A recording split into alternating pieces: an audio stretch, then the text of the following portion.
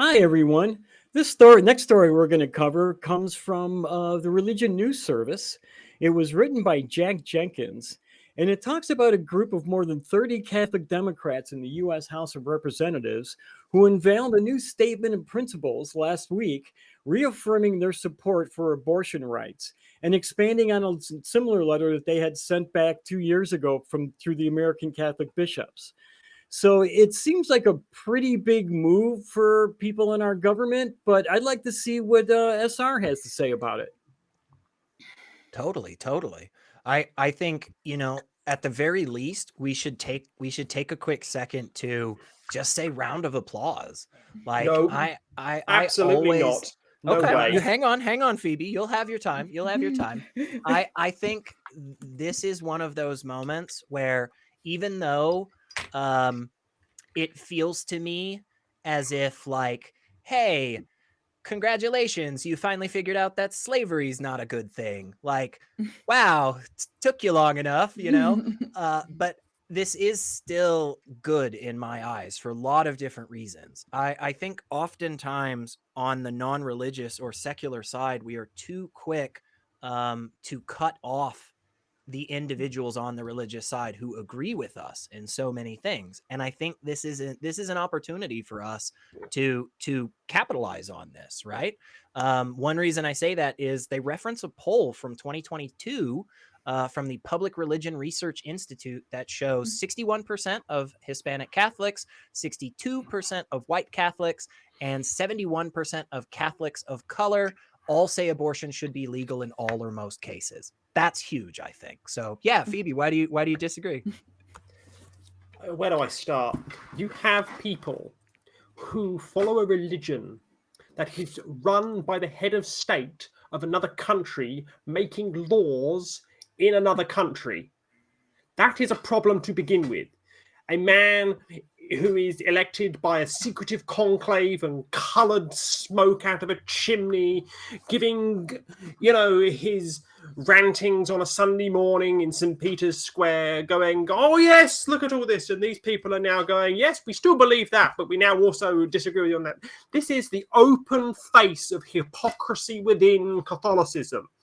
These Catholic donkey party residents, I don't trust these people, I don't like these people, and I don't want them making laws that affect me.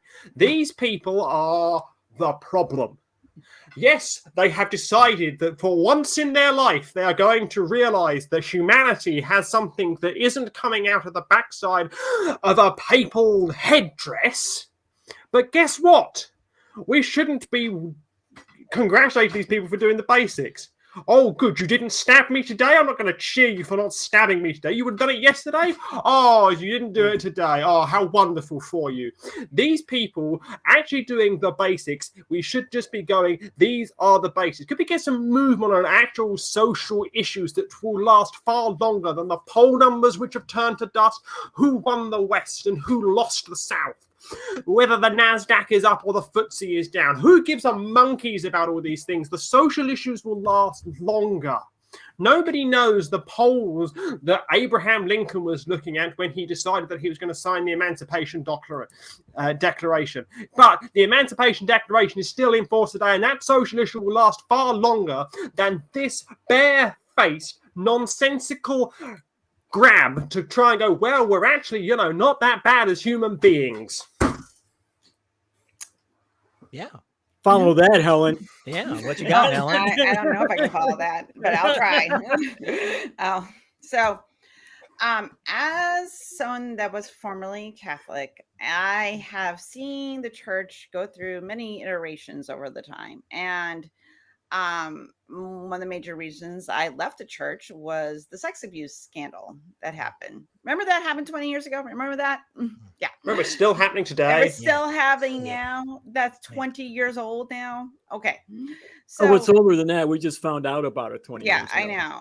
Yeah. It's more like 2,000 years old. Yeah. Old as dust. But the thing that's so frustrating is everybody's recognizing this for what this is. Like, if you have a brain in your head, you know that this is to keep people in the pews.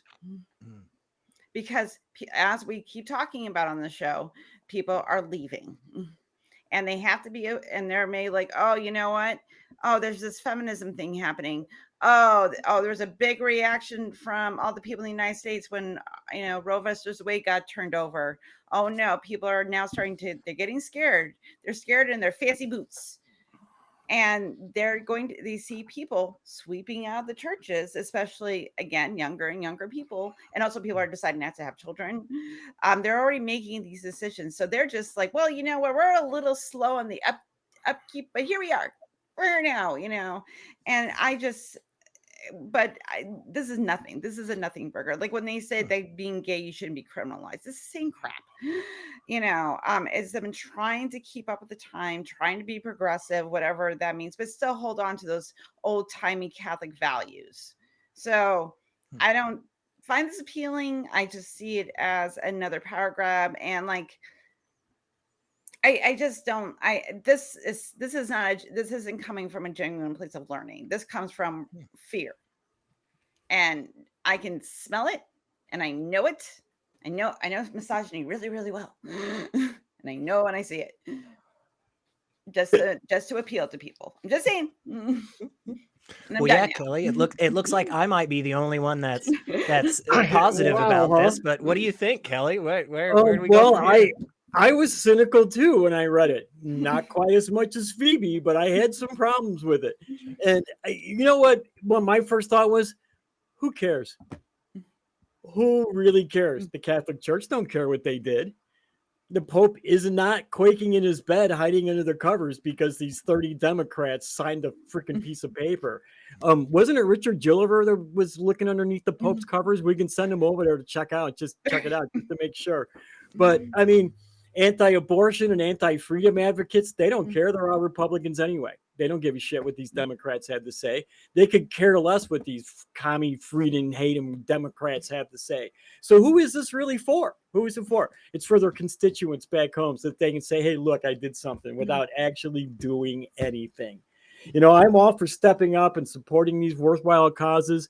But if you're going to put your energy into something useful, do something useful. That was my cynicism in this. I just look at it as just a baseless symbolic thing. SR, you want to bring some positivism back to it? Yeah, I'll give some thoughts, and then I can let Phoebe slam us back down again. All right, cool. So I got a little bit more slamming to do. So. I think when I first read this, I think I took it a little bit more charitably than the rest of y'all did. I did too at first. Not really at first, but go ahead. Sorry. So when I saw this statement, as I have seen similar statements in the past, my belief was that this was for nobody but the 30 individuals who signed it. This is a true, sincere statement that these individuals actually believe. I don't think this was a ploy, because if it was a ploy, it seems like the worst way to do it in my eyes. Now, it doesn't mean that it isn't. It just seems to me that the way that they're doing it here is literally the exact same thing that has been done for decades. So I don't see this as being a way to try and keep people in the church. I also don't see this as a way exactly to sway the religious. This seems to me just 30 individuals who genuinely believed things and wanted to put it out there to people. And that's what you do as a public official. It's literally your whole job. So not doing that would be disingenuous, in my opinion. But the other thing I would add that I see the positives here is that, unfortunately, or fortunately, however, folks may feel about it, your in-group has more sway than your out-group. And all of us here would be more likely to listen to somebody who's on our side on an issue that we disagree on, rather than somebody from the other side who we already clearly disagree on. So funny enough, just in case people don't know, there are literally millions of registered independents in this country. Millions of registered individuals who vote every election, but do not have hardcore stances on things. I guarantee in that group, there is somebody out there who is both religious and against abortion who sees something like this and does get value out of that. And I think that pulls more people to the side of secular humanism. I do think that pulls more people to our side. But yeah, Phoebe, tell me why I'm wrong. Straight up, you don't get it. You don't get it. You have not lived in a country which has an established religion having people sitting in its legislature. There are 24 members of the Church of England who have seats in the House of Lords, and the head of the Church of England is the head of state of this country. You don't get how dangerous these people are by having what is effectively an existential individual guiding what they're doing. These people believe that the head of state of the world's smallest country makes declarations that they should be following. That's how dangerous this is. Well, they're actually going against the Pope, though, aren't they? Yeah, but that's how dangerous it is, though, because it's now barefaced hypocrisy. You can't have, in the one hand, I follow Catholicism and therefore I accept the Pope, and then go, but I disagree with the Pope on this, and this. It's not a pick and choose. It's not pick and mix down at Woolworths. You take Catholicism and you take the Pope with it. You don't come around and go, well, I'll take the Pope on this, I'll take the Pope on this, I'll believe that I'm eating Jesus, I'll believe I'm drinking Jesus, I'll believe in this and I'll believe in that. We have it in the UK. We have 24 people who are religious bishops, actual bishops in our legislature. At least we're open about it. In America, you have people who are not open about these things. The head, any person who self-describes himself as an Anglican is taking direction from the King of England on how they should run their life. Think about it. You have the melding of religion and the state in so many religions. Two big ones, the King of England and the Pope. And if you follow either of those religions and you're a legislator in another country, you are effectively taking your cues from the head of state of another country on how to make laws in your own country. Yeah, I think those are all very good points. I would like to make clear, though, I think there's a really big difference from saying we don't want religion in government and we don't want religious in government. One is attacking the ideology and one is attacking the people. And I think the first one is the way to go, not the second one. But Helen, what do you think on this? Phoebe and I have been going back and forth a little on this. So I don't think there's an easy answer to this, but because I'm seeing both sides, because like you're both the angels and devils on my shoulders. so I mean, there's this like combat going on, and I'm saying like, well, that's a good point. Oh, that's a good point too. Oh, that's a good point. And but whenever I see stuff like this, I just feel like there's a rat in the kitchen, that's the things that I get so worried about, because it has the face of being progressive. It has a face that maybe we can come to an agreement. But as Phoebe pointed out, all the bishops, the cardinals, and everybody take word from the Pope.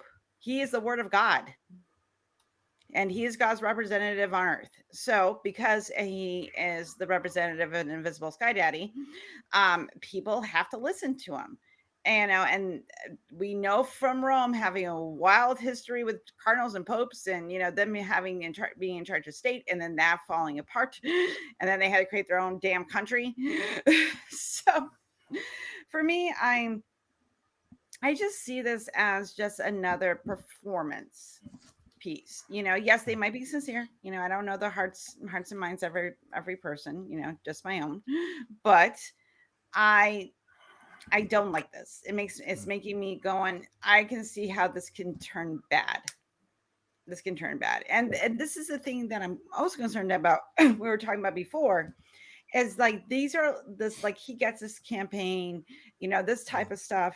It is to wrap religion in this nice fluffy blanket, but the thing is, though, there's shit leaking out of the blanket, but they're trying, they're trying to keep it in. And I'm just sitting here going, okay, great. But, but for hundreds of years, you allowed people in charge of children to hurt them. You don't get a free pass anymore. I'm sorry. I'm done. I can't. I just can't. I understand, but I can't. But like for me, I'm like, why are you so part of an organization that condone child abuse? And that's something I that's where when people morals are bendable like that, it makes me deeply, deeply uncomfortable. Anyway, Kelley, do you have something else to say? Yeah, just one quick thing. My real problem was, and SR, you said that this is their job basically is to do this. I don't agree with that. The time that they spent writing this up, they could have been working on writing up a bill to expand abortion options for women. They could have been working on approving extra funding to help raise the kids whose mothers didn't want to have an abortion but couldn't make ends meet.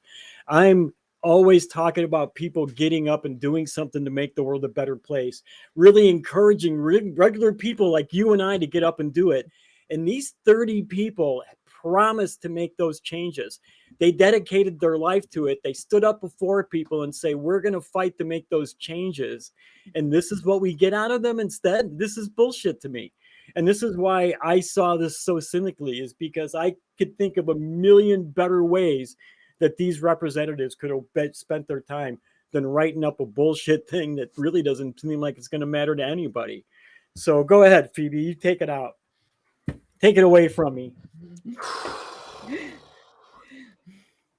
I don't understand America sometimes.